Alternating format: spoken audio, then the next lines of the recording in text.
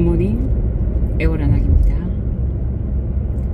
2025년 3월 5일 오전 9시 48분. 네, 저는 오늘 구좌읍 평대리까지 정리수납 아르바이트 가는 길이에요. 어제는 할망농장에서 아르바이트를 했고, 그것도 무려 아침 7시에서 저녁 5시까지. 몹시 힘들더라고요. 왜 근로기준시간을 8시간으로 정해놨는지 알겠더라고요. 1시간 일찍 출근했잖아요. 와, 오후 4시가 되니까 팔이 안 올라가요. 굉장히 지치더라고요. 오늘은 이제 향수기가 월요일날 저녁에 전화가 와서, 사실은 오늘도 해망농장에 가야 되는 타이밍 같아요. 그런데 이제 먼저 전화가 왔기 때문에 콜하고 가는 건데, 출근 시간이 1시간 12분입니다. 굉장히 멀어요. 놀러도 잘 안 가는 거리죠. 그런데 가성비 생각하면 차라리 오늘 할망농장 가서 일하는 게 나을 수도 있겠다. 거기는 기름값이 많이 들지 않고, 물론 아침 일찍 가지만 대신 오늘은 저녁 늦게 올 거예요. 11시부터 일 시작해서 4명인가 5명 일한다고 하는데, 제 생각에 분명히 몇 명은 5시 되면 퇴근을 시킬 거거든요. 그리고 나하고 또 뭐 향수기하고 둘이나 뭐 이렇게 셋이나 남아서 밤늦게까지 일을 할 거란 말이에요. 자, 아무튼 그래서 가고 있습니다. 오늘이 제 영상의 1000번째 영상이에요. 고민이 굉장히 많았어요. 노래를 불러야 되나? 남편을 등장시켜야 되나? 카페에 앉아서 우리 얼굴을 노출하고 해야 되나? 뭐 기타 등등 굉장히 많은 생각들이 있었고 고민들이 있었는데, 그걸 기다리다 보면 제 일기가 제대로 씌워지지 않더라고요. 그리고 오늘 아침에 이제 남편과 며칠 만에 보이차를 마시면서, 얼마 전에 눈길에 미끄러져서 오른쪽 뼈가, 어깨뼈가 완전히 거의 부서지다시피 한 그 동생하고 오랜만에 통화를 했어요. 보름 동안 입원해야 되는 걸 저한테 알리면서, 이렇게 아프면서 병상에 누워있어 보니 권사님의 그 긴 투병 시간이 얼마나 힘들었을지 그 마음을 토로를 하더라고요. 그 동생은 제가 성산일출봉에서 투병을 할 때 일부러 병문안을 왔었어요. 제주도까지. 그랬던 동생이고, 저희 집에도 놀러 왔었고, 이번에도 그러니까 이 집에 이사오고 2번을 놀러 왔었고, 그리고 저희 집 문패 복드락 안에 집 이름을 이제 만들어준 그런 부부 중에 이제 그 아내죠, 동생이. 그렇게 이제 이야기를 하면서 다람쥐 쳇바퀴를 도는 그 삶이 사람들이 참 지겹다고 생각하잖아요. 그게 너무너무 감사한 거예요.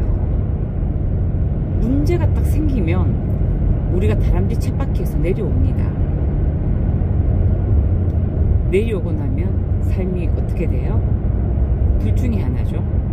아주 좋아지든지 아주 곤란해지든지. 그러나 우리가 아주 좋아져서 다람쥐 쳇바퀴에서 내려올 일은 잘 없어요.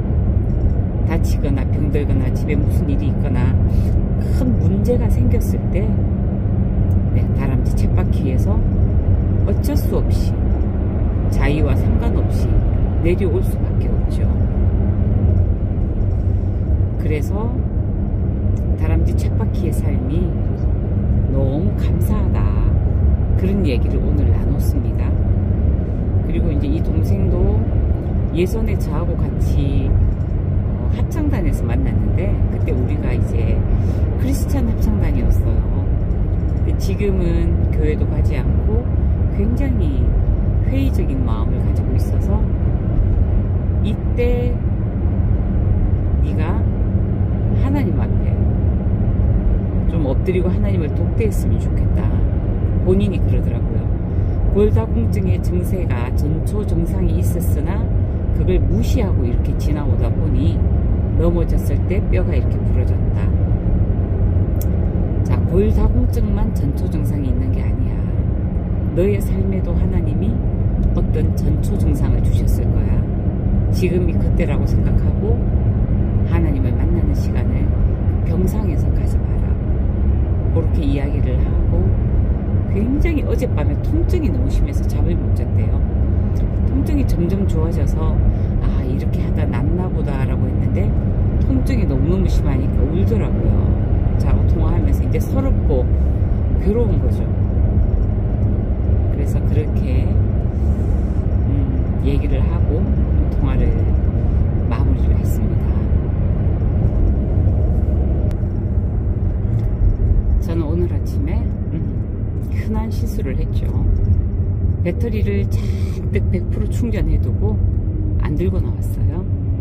오늘은 제 핸드폰이 저녁까지 살아있을 것 같지 않아요? 물론 이제 수납 정리하러 가서 옆 사람의 배터리를 빌리거나 또 그곳에서 충전을 하게 되면 제 핸드폰이 살아있겠지만, 그렇지 않으면 오늘 일찍 기절하실 것 같아요. 이런 실수를, 아주 흔한 이렇게 평범한 일상을 사는 것이 가장 특별한 일이 아닐까, 그런 생각을 하게 되는 아침이더라고요. 그래서 저는 오늘 1000번째 영상을 아주 평범하게 다람쥐 쳇바퀴지만 그렇지만 특별한 날, 그렇게 컨셉을 잡아봤어요.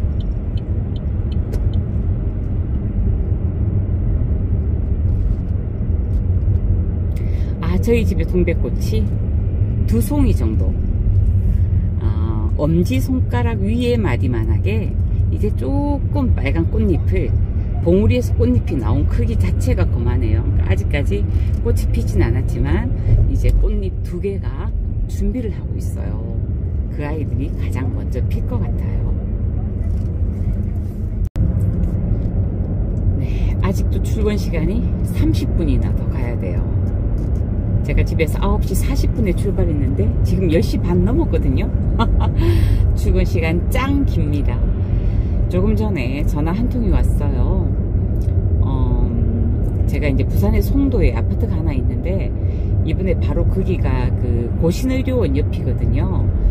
거기 간호여대생 3학년 아이들이 이제 1, 2학년 때는 기숙사에 있다가 3, 4학년은 실습을 해야 되니까 요렇게 병원 근처로 옮겨야 되는 거예요. 마침 저희 집에 방이 3칸인데 여학생 3명이서 방을 한 칸 사용하면서 이제 3명이 같이 입주를 했어요. 근데 그 중에 이제 한 엄마가 아무래도 애기들만 일을 진행하기는 어려우니까 저하고 계속 이제 긴밀하게 소통하면서 뭐 이것저것 불편한 것들 해결하고 이렇게 했는데, 문제는 이제 가스에 문제가 생긴, 가스가 문제가 아니고, 왜 가스를 도시가스에서 끊고 가면 그 밸브랑 호수는 놔두고 가고 그 다음 사람이 와서 이렇게 열고 요렇게 작용을 하는데, 다 빼가버린 거예요. 근데 이 집이 문제가, 이렇게 보통 우리가 이제 싱크대를 밑으로 해서 관을 넣고 옆으로 하나를 뭐 뚫던가 해서 이렇게 가스레인지에 끼우잖아요. 그런데 이게 벽으로 돼 있어 가지고 이 호수가 사라지고 나면 그 라인을 쓸 수가 없는 거예요. 홈이 나 있는 거를 찾을 수가 없어요. 밖에서는 찻대 넣어서 저쪽으로 뺄 수가 없는 거죠. 무슨 말인지 알겠죠? 바지에 고무줄 넣는 것처럼 그렇게 안으로 매립이 돼 있는 거예요. 그래서 이제 그때 막 기사가 왔다가 하고 서로 막 이야기를 하고, 저는 그 상황을 모르니까. 그래서 이제 어쨌든 그러면 싱크대에 이렇게 타공하는 분을 불러서 멀쩡한 싱크대에 구멍을 하나 더 내는 거예요. 그래서 이제 뭐 어떡하노 써야 되니까 거기까지 오케이 했어요. 그러니까 집주인들이 까다롭고 이러면 그거 진짜 싫어하거든요. 그 저는 이제 오케이를 했어요. 그리고 이제 그게 한 10만원 정도 돈다고 해서 저는 이제 제가 그거를 내드려야 되니까 계속 이제 기다리고 있다가, 저도 요새 아르바이트가 너무 바빴잖아요. 까먹었어요. 입주를 한 20일 정도에 하고 그 통화는 지난달 중순부터 했는데 깜빡 까먹고 있었는데 금방 전화가 와서 타공을 했고, 타공비는 11만원이 들었고 도시가스 이제 연결하는 거는 3만원이 들었는데, 뭐 연결은 자기들 돈 주고 하지만 타공은 제가 돈을 줘야 되잖아요. 근데 문제가 그 집 구조가 그걸 한번 빼고 나니까 이렇게 그 벽 쪽으로 가까이 타공을 하기는 너무 구조가 힘든가 봐요. 그래서 굉장히 앞쪽으로 나와서 싱크대 중간에 가스관이 약 들어갔대요. 600m 앞 시속 70km 박스형 과속 단속 구간입니다. 어머, 내비를 안 껐네. 그래서 이제 이 입주자 중에 한 명의 엄마가 그걸 자기도 사진으로 봤는데 자기도 차마 너무 마음이 무거워가지고, 그러니까 그 가스 한국 도시가스에서도 와가지고 그분이 이제 3만원을 받아야 되는데 본인도 연결은 했지만 이게 너무 이제 집주인이 보기에는 굉장히 마음 상할 일인가 봐요. 마음 상하지 사실. 그런데 그러니까 그 3만원을 계좌번호로 보내달라 그래도 이분이 선뜻 계좌번호를 안 보내주고 계신다는 거야. 그만큼 이제 서로가 찝찝한 거예요. 그래서 이제 아이들이 사진은 보내왔는데 이분이 이제 저한테 이야기하시기로 너무 미안하다. 어른이 있었다면 차라리 위에서 뚫고 밑에 3개를 뚫었으면 되는데 그럼 밑에는 안 보이니까 뚫어도 상관이 없잖아요. 싱크대만 안 무너지면. 근데 아이들이 있다 보니까 그냥 뚫으면 된다는 생각에 세상에 중간에다 싱크대 중간에다가 구멍을 냈대요. 그래서 이제 이 엄마도 너무 미안해가지고 어쩔 줄을 모르면서 어쨌든 뚫어놓은 구멍이니까 자기들이 사용하고 전세 기간이 끝나고 나갈 때는 자기들이 이렇게 이제 원상복귀를 해보겠다. 근데 그것도 복귀하는 방법이 있거든요. 인조드리스 가시는 분이 와서 뭘 이렇게 메꾸고 하더라고요. 돈이 뭐 한 20만원 넘게 나와서 그렇지. 그렇게 하더라고요. 아무튼 그래서 이제 그분이 사진을 보내드릴까요? 그러길래 내가 뭐랬냐면 안 보내도 된다고. 뭐 어차피 사시다가 그 나갈 때 자기들이 원상복구를 하기로 하셨으니, 또 이분이 이렇게 이제 통화를 제가 몇 번 해봤는데 왜 서로 이렇게 서로 악착 같은 사람들이 있잖아요. 근데 그분이나 저나 서로 악착같지 않은 거예요. 서로 조금 이렇게 양보를 하고 자기가 조금 손해를 봐도 이렇게 무슨 모든 일들을 조금 조화롭게 만들어가는 그런 성향이시더라고. 그래서 이제 자기들이 그렇게 원상복구는 해놓고 나간다고 하니까 내가 굳이 마음 상하게 사진 안 보내셔도 됐다. 내가 그렇게 했어요. 그리고 제가 이제 아이들이 들어왔으면 제가 원래 웰컴 과일을 선물로 보내려고 생각하고 있었는데 깜빡하고 있었는 거예요. 너무 바빴잖아. 그래서 내가 그러면 그 11만원은 제가 드려야 되니까 계좌번호로 보내달라 했더니 아니에요, 그냥 제가 낼게요. 그러니까 너무 미안하니까 그 돈을 안 받겠다고 하는 거예요. 그래서 내가 그러면 내가 아이들이 들어오면 애기들한테 과일 좀 보내려고 했는데 보내드리겠다 했더니 안 보내셔도 된대. 왜냐면 아이들은 그 돈을 제가 내는 줄 아는 거예요. 그렇기 때문에 과일을 안 보내셔도 된다. 내가 아니 그것과는 상관없이 제가 그 세입자들이 들어오면 한 번씩 제가 보내거든요. 그 전에 세입자한테도 과일을 조금 보내고 했었단 말이에요. 그래서 이제 그런 의미로 보내겠다니까 그럼 너무 감사하다고. 아유, 그래서 일단락 마무리 되었는데 어떻게 참 살다 싱크대 중간에 도시가스 관이 또 들어가는 건 살다 처음이네요. 네, 그런 일도 있죠. 이걸 가지고 뭐 어쩌겠어요. 제가 이번에 수납 정리 이사 비포 애프터 싹 다 해드린 분 있잖아요. 그 집주인은 정말 독하더라고요. 벽에 정말 쌀알 만하게 그 벽지가 조금 찍혀서 밀렸어. 근데 그 벽지를 잘 펴서 이렇게 풀로 바르면 원상복구 가깝게는 되는 그런 거고, 그 다음에 이사 들어올 때 마루에 조금 흠이 난 거예요. 그리고 싱크대에 약간 이렇게 칼 같은 거에 딱 찍혀가지고 홈이 조금 파였어. 그거 다 원상복구 해내라고. 그래서 그 사람이 원상복구 했어요. 원상복구하고 심지어 방충만 뜯어진 것도 이 사람 보고 내라고. 아니 방충망은 소모품이거든요. 그건 집주인이 해주는 거예요. 도배상판 집주인이 다 해주는 거잖아. 근데 그걸 이 세입자가 살고 나갔는데 그렇게 됐다고 물리내라는 거예요. 아니 그러면 집을 새로 놓지 말지. 집을 끌어안고 살지. 집은 어차피 나 있는 거고. 그래서 충당수선금도 있는 거고, 물론 그거는 바깥이지만. 그래서 이분이 이제 몇 년 살았기 때문에 충당수선비가 16만원 있는데 이거는 세입자가 받아나가는 거잖아요. 그거 안 주려고 그렇게 용을 쓴 거예요. 몸이 아픈 사람한테. 그래서 이제 이 사람이 너무 골치 아프니까 내 충당세입금 그거 충당수선금 안 받겠다 했더니 그러고 나니까 아무 말이 없대요.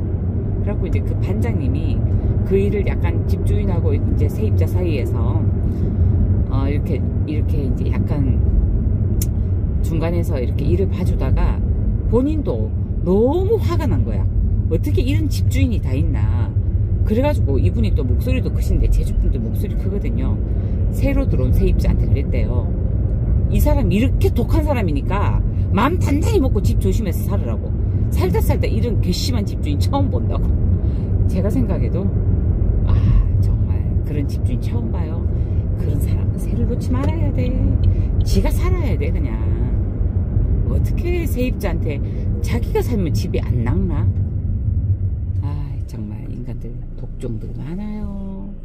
마음 곱게 씁시다.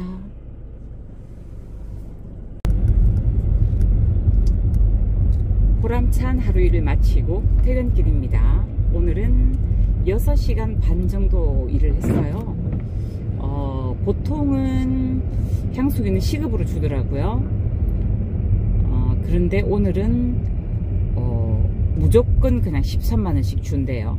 그래서 일을 일찍 마치고 일찍 가도 된다고. 시급이 아니니까. 물론 뭐 시급일 때도 집에 퇴근 일찍 가고 싶어서 일찍 하죠.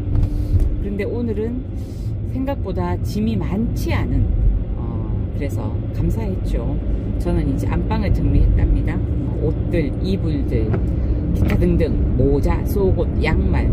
고객님이 제가 양말 개놓은 걸 보고 보여드렸는데 나중에 다시 양말은 어디 있어요? 이러더라고요. 그래서 다시 보여드렸더니 너무 이뻐갖고 양말인 줄 몰랐대요. 보통 우리가 양말은 그냥 이렇게 대충 이렇게 발목만 이렇게 해서 놔두잖아요. 근데 제가 양말을 T자 모양으로 해서 반듯반듯하게 네모나게 딱 접어서 색깔별로 짝짝짝짝 이렇게 놔두거든요. 그리고 이렇게 뭐라 그러지, 버선이라 그래야 되나, 이렇게 아주 짧은 거 있잖아요. 발목 없는 거, 여름에 신는 거. 그런 거는 또 똘똘똘똘 말아가지고 동그랗게 만들어 놓고 약간 길쭉하게 이렇게 만들어 놓으니까 보고도 양말인 줄 몰라서 양말은 어디 갔을까? 이렇게 생각하셨다 하더라고요. 자, 그렇게 해서 오늘은 향수기가 싸온 김밥과 유부초밥으로 점심을 하고 또 제가 콜라비를 가져갔어요. 콜라비 짱 맛있어요. 자, 그렇게 해서 준비해간 커피까지 다 마시고 저는 이제 집으로 가는 길입니다. 오늘은 혼자서 조용하게 하니까 좋더라고요. 향수기랑 같이 있으면 막 같이 움직여야 되는데 저는 손이 이렇게 느린 사람은 아닌데 요리하거나 할망농장 가서 일을 할 때는 손이 굉장히 빨라요. 그런데 이제 수납 정리를 할 때는 손이 빠르지 않아요. 왜냐하면 뭐 창고에서 막 짐을 정리하는 게 아니라 옷을 찬찬히 개야 되고 양말을 개야 되고 이불을 각 맞춰서 개야 되고 뭐 스카프 이런 것도 사이즈 맞춰서 막 개야 되고 이러니까 시간이 오래 걸릴 수밖에 없어요. 그래서 오늘 뭐 성경도 듣고 또 옛날 이야기도 듣고 이러면서 일을 찬찬하게 하고 그리고 이제 돌아가는 길입니다. 남편은 어저께 한림장에서 아구와 콩나물을 사왔어요. 언제 해줄 거냐고. 그래서 내가 내일 갔다 와서 해줄게 이랬거든요. 네, 오늘 집에 가면 지금 퇴근 시간이라 사실 지금 5시 50분인데 집에 가면 7시 반도 넘을 거예요. 그렇지만 그 시간에 남편한테 아구찜을 아주 맛있게 칼칼하게 내가 좋아하는 칼칼, 우리 남편은 칼칼을 좀 못 먹는단 말이에요. 맵찔이거든요. 하지만 그렇게 맛있는 아구찜을 해서 남편에게 저녁을 만들어 줘야 될 것 같아요. 요새 집에서 제가 집밥을 잘 안 해줘가지고 아내의 손맛이 되게 그리운 것 같아요. 우울해 보여요.